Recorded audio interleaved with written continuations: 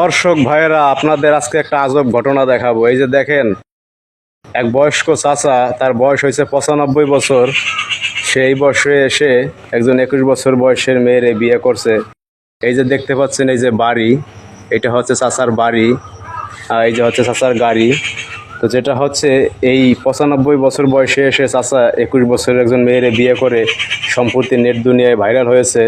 তো চাচা, হ্যাঁ বলো। ভালো আছেন? হ্যাঁ ভালো। আপনি তো অলরেডি নেট দুনিয়ায় ভাইরাল। আপনি 95 বছর বয়সে, মানে মাত্র 21 বছর একজন মেয়ের আপনি বিয়ে করছেন। মানে কেন বিয়ে করলেন একটু বলবেন আমাদের? বিয়ে করছি মানে আমার এই দেখেন, এই যে সম্পত্তি যা কিছু আছে এখানে আমার আরও ভারী আছে, আরও কয়েকটা জায়গায় বাংলাও আছে, কিন্তু আমার মানুষ নাই। আমার যে দেখবে এমন হ্যাঁ, কোনো আপনার দেখার মানুষ নাই? না, দেখার মানুষ নাই, ঠিক আছে। এই জন্য এইরকম একজন মানে 21 বছরের মেয়ের আপনি কেন বিয়ে করলেন? একটু বয়স্ক মেয়ে বিয়ে করতেন। বয়স্ক মেয়ে বিয়ে করতাম, এটা আপনি কথাটা বলেছেন ঠিকই আছে, কিন্তু এখন খোদার হুকুম আছে, এর সাথে আমার বিয়ে হয়ে গেছে। আমি পত্রিকায় দিছিলাম যে আমি বিয়ে করব। মানে আপনি পত্রিকা দিছিলেন? হ্যাঁ, আমার বয়স দিয়ে পত্রিকায়? হ্যাঁ, বয়স দিয়ে সব কিছু দিয়ে আমি পত্রিকায় দিছিলাম।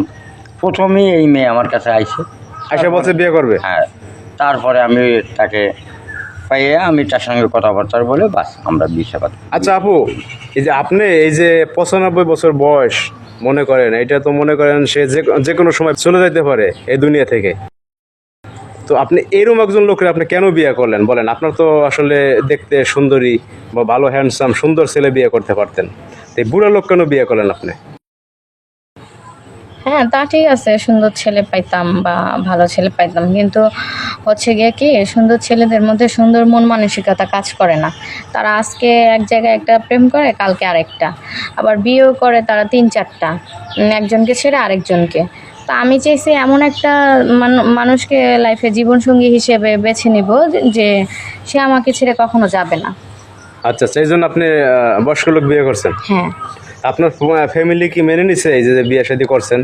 না, একটা জিনিস কি, তার সাথে আমার বয়সে তো অনেক তফাৎ, আর এটা হিসাবে কেউই মেনে নিতে চাইবে না।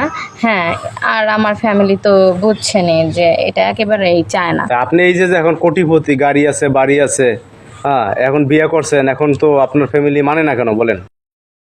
গাড়ি বাড়ি থাকলে কি, কিন্তু একটা যে কোথাও নিয়ে যাব, সমাজে যে একটা জায়গায় নিয়ে যাব, তার সাথে তো আমার একটা ম্যাচিং থাকার কথা। মানে সেইটা নাই? সেই ক্ষেত্রে তো নাই।